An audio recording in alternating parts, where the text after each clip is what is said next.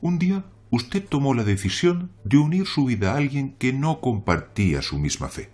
Quizás, en ese momento, esta circunstancia la consideró menos importante que el amor que sentía. O puede que se casara con la esperanza de que con el tiempo su cónyuge seguiría sus pasos y se convertiría. Sea como fuere, con el paso del tiempo la situación se fue haciendo más y más enrarecida, siendo cada vez más difícil compatibilizar su vida religiosa con la familiar. Y qué no decir de las complicaciones que esto conlleva para la educación de los hijos. Pero, si cree que sus conflictos familiares o congregacionales son serios, espere a ver la dimensión de sus problemas espirituales. Shalom, queridos Haverim. Mi nombre es Isaac Ben-Naor, y en el shiur de hoy hablaremos, con la ayuda del cielo, sobre un tema que no solo afecta a nuestras circunstancias, llamemos externas, sino que se implica con nuestra propia alma. Estamos hablando de la unión en yugo desigual. Pues a pesar de que todo el mundo conoce sus peligros, no por ello se deja de caer en esta falta. Si las personas fuéramos conscientes de las consecuencias espirituales que comporta esta decisión, huiríamos de ella como quien corre de un incendio. En la Biblia hayamos escrito acerca de Yehudá, el hijo de Jacob, lo siguiente: prevaricó Judá, y en Israel y en Jerusalén se ha cometido abominación, porque Judá ha profanado el santuario del Eterno que él amó y se ha casado con la hija de un dios extraño. Malaquías Malají 2:11. Se ha casado con la hija de un dios extraño, de una Vat el Nehar, donde la palabra Nehar, que traducimos como extraño, también puede ser leída como Nojer, tragedia o desgracia, según vemos en nuestro gráfico. Nehar, extraño, y Nojer, tragedia. Como leemos en el versículo: pues tú no debiste haber estado mirando en el día de tu hermano, en el día de su infortunio, Najró. No debiste haberte alegrado de los hijos de Judá en el día en que se perdieron. Abdías Obadía 12.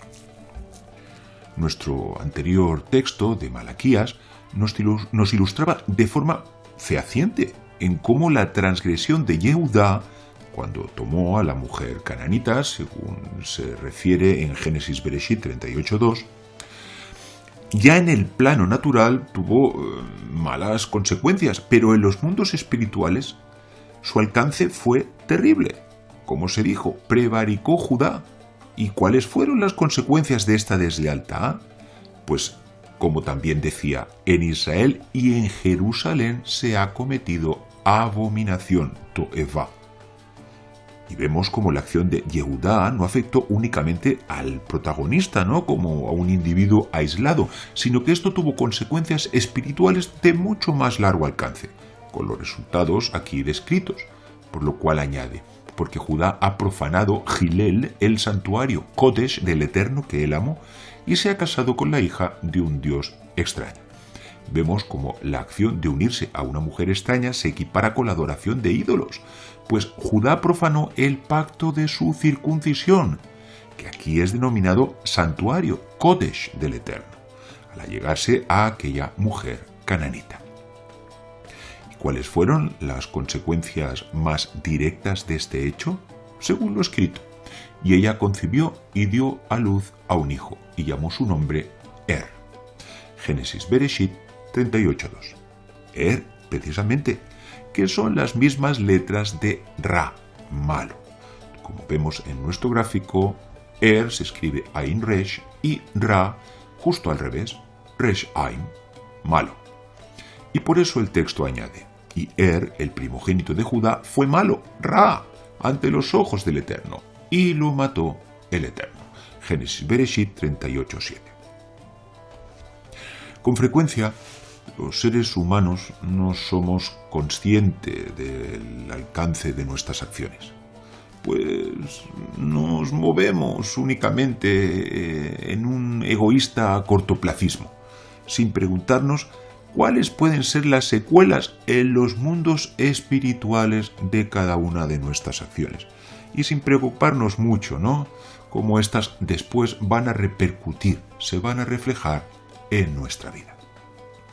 Para ahondar en estas realidades, traeremos la siguiente enseñanza del Zohar. Si la hija de un sacerdote se casare con un extraño, ésta no puede comer de las cosas santas separadas, esto es de la terumá. Hemos citado el Levítico Vaikra 22:12. Se refiere al alma sagrada que fue atraída del sitio supremo, esto haría referencia a Bina entendimiento, y entra dentro de lo oculto del árbol de la vida, lo cual aludiría a Tiferet belleza. Y cuando el espíritu del sacerdote supremo sopla y otorga almas de este árbol, vuelan esas almas de allí e ingresan en un recinto, lo que aludiría a Malhut reino. ¡Ay del mundo! Ya que las personas no saben ser precavidas a la hora de unirse de modo íntimo, pues ellos atraen junto con el mal instinto, que es denominado un extraño, y esa hija de un sacerdote, el alma, vuela hacia abajo y se encuentra su vestimenta en un extraño, y añade, y en consecuencia no puede comer de las cosas santas separadas. Zohar Mishpatim 95b. La inclinación sexual es una de las pulsiones más fuertes del ser humano. Y esto hace que, por desgracia, en numerosas ocasiones, sean las hormonas y no el raciocinio, y ya qué decir del alma, las que llevan al individuo a consumar sus acciones. Sin embargo, los tzadikim otorgan una gran importancia a los pensamientos y a las intenciones que tiene la pareja en el momento de la concepción, pues esto repercutirá directamente en la calidad del alma que será enviada a esa nueva criatura. Pero ¿qué oportunidad se le da al alma del futuro hijo en el marco de una unión en yugo desigual? El Zohar nos explicará a continuación cuál sería el resultado en el caso de un judío, pero veremos cómo esta realidad es también extrapolable a un creyente en el Mesías. Según fue dicho, si la hija de un sacerdote se casare con un extraño, Levítico Vaikra 22:12, desdichada es el alma suprema si se casare con un extraño, pues es atraída hacia él, hacia el cuerpo, de un prosélito que se convirtió y vuela del Gan Eden, del paraíso, por un camino cerrado, y entra en un cuerpo que se hizo a partir de un incircunciso impuro, esto es, con un extraño.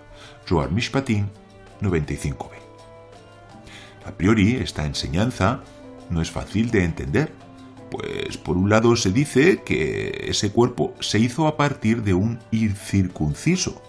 Luego, aquí lo que nos está diciendo es que el padre de la criatura no era judío. Pero por otra parte dice, es atraída hacia el cuerpo de un prosélito que se convirtió.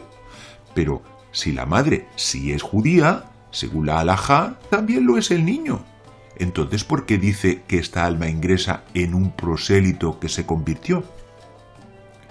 La criatura que habría nacido de esta unión es, desde el punto de vista espiritual, como si fuera un converso, pues aunque su cuerpo es judío de nacimiento, su alma es en verdad la de un convertido.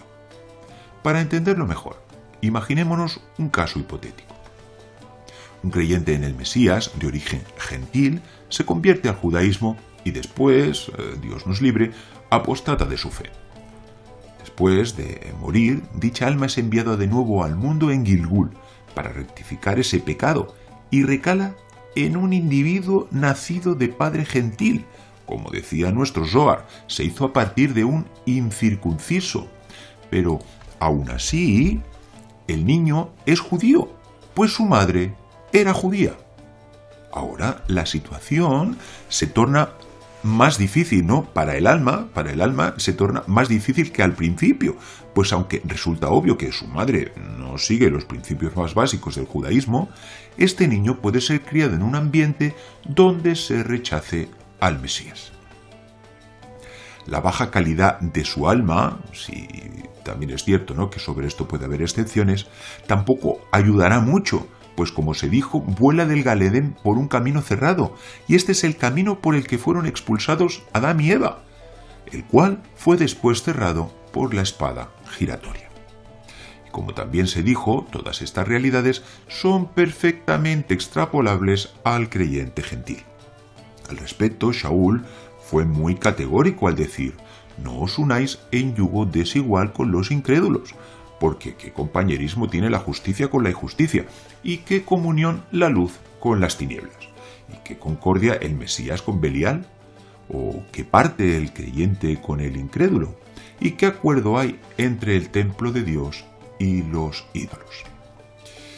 Segunda de Corintios 6, del 14 al 16. Repasemos todos estos conceptos que aquí nos menciona Pablo en el siguiente esquema. Aquí vemos la fotografía de un yugo que podría ser pues perfectamente para una yunta de bueyes, ¿no? Y vamos a ver, vamos a desgranar un poco, ¿no?, todas estas circunstancias del yugo desigual. En la derecha tendríamos, pues, digamos, la parte del creyente, mientras que en la izquierda tendríamos la parte del incrédulo. Tenemos la justicia enfrentada con la injusticia, la luz en contra de las tinieblas, el Mesías enfrentado a Belial, el creyente con el incrédulo y el templo de Dios con los ídolos.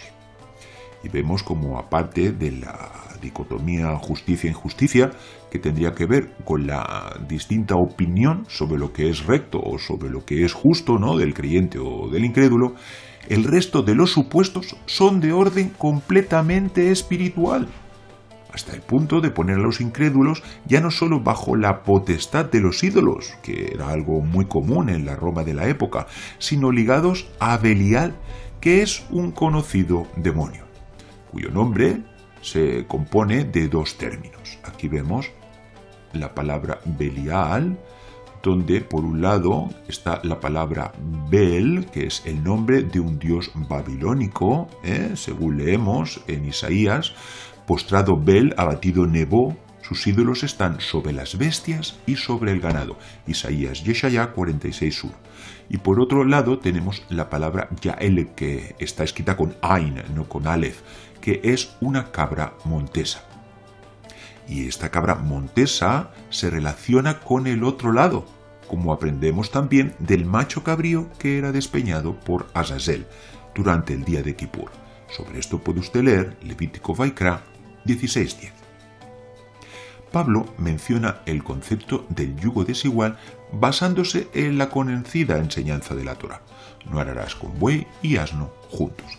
Deuteronomio Devarim 22:10.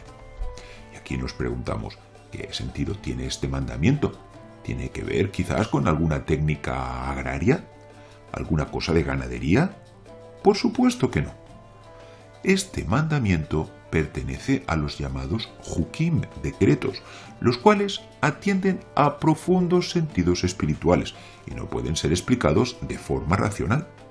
Al respecto de esto, leemos también en el Zohar: poseo buey y asno, Génesis Bereshit 32:6.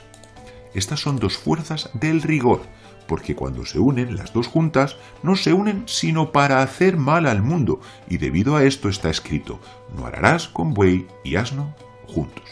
Zohar Vaishlach 166b.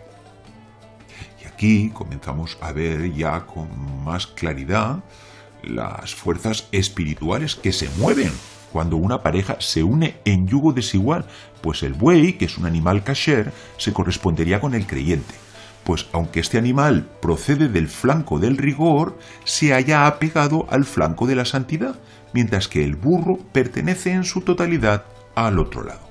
Y sobre estas cuestiones usted puede consultar Zohar Shemot 6a. ¿Qué panorama tan desconsolador le espera al creyente en el Mesías, que tiene en poco estas advertencias? Pues no solo acarrea mal sobre él, sino que también trae mal sobre todo el mundo. Y por eso Pablo llegó a decir: salid en medio de ellos y apartaos, dice el Señor, y no toquéis lo inmundo, y yo os recibiré. Segunda de Corintios 6:17. Querido amigo, al principio de nuestro shiur decíamos que los problemas familiares, sociales o congregacionales que acarrea una unión en yugo desigual son insignificantes comparados con los espirituales, desde la merma que sufre el alma de los hijos hasta el rigor que este tipo de unión acarrea sobre el mundo. Quizás pocos mandamientos le vayan a ser tan útiles como este para crear una base de armonía, de bondad, de gracia divina sobre la cual edificar su hogar. No olvide dejarnos sus comentarios. Las opiniones de nuestros oyentes son importantes para nosotros. Y hasta aquí nuestro shiur de hoy. Shalom. Adir Ben Naor, el poder y la luz del Mesías Yeshua.